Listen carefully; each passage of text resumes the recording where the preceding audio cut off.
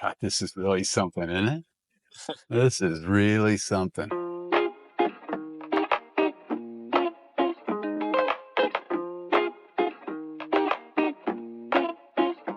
What's your first impression of it now that it's been converted by high school students? Well, I'm blown away by what I'm seeing here. This is amazing. What an incredible opportunity you guys are giving kids to learn about a whole new world they don't know a whole lot about. This is such a beautiful machine, and it's going to inspire lots more kids, I'm sure, to want to take part. But I am totally blown away by what I'm seeing. I bet you just want to open this thing up in the worst damn way. And here we are just being, yeah. Taking it smooth. Wow. That's so cool. So what's the range on this? How far can you drive it without a recharge? Well, the honest answer is we don't know yet. Yeah. On paper, we should be between 250 and 300 miles. Yeah. The same battery pack as a 2016 Model S, the bit of extended range. As someone who's interviewed countless local leaders, Yeah, I've done that. What do you think about programs like MINDDRIVE that connect students to real-world learning opportunities and projects like this one? You know, yeah, I think that's what you have to do. If students can see what their work is going to lead to, like you can with a project like this, I think the impact and the level of interest will just shoot through the roof. And I think it's so smart that kids can do something besides just sit in a classroom. They can get out and do something physical and, you know, get into it in the way that I'm sure they get into it. And I think it totally makes sense. It's a great idea. How do you think initiatives like this, where students are learning engineering through electric vehicle conversions, prepare them for the future?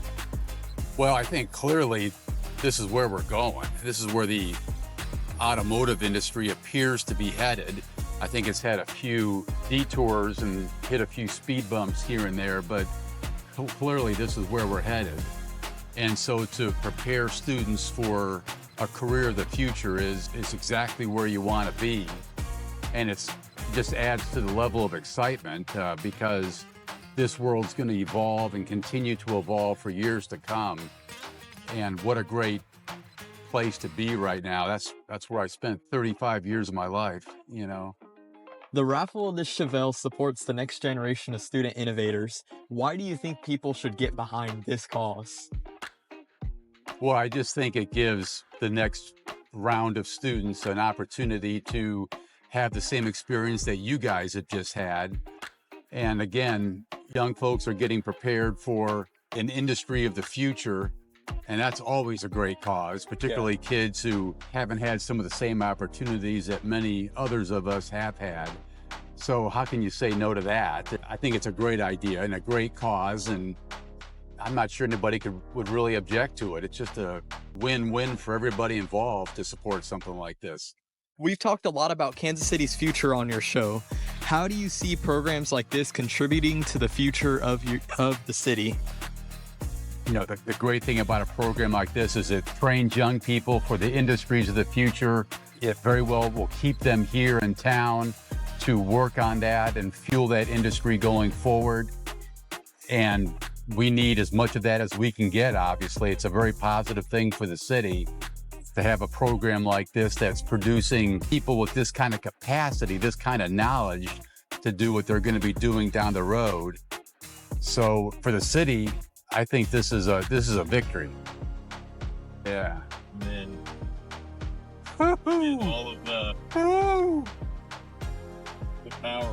God, and you're not even messing with it, are you? No.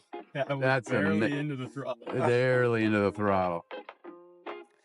You've seen a lot of innovation in your career, but how does it feel to be writing in a piece of Kansas City history, reimagined by local students? Well, it's pretty cool. It's pretty exciting.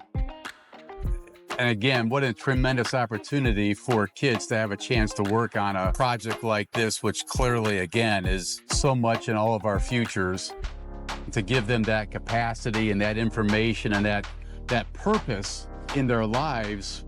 But what a great thing for kids some of whom might really need a solid purpose and something to do after school's over every day. City needs 30 of these programs.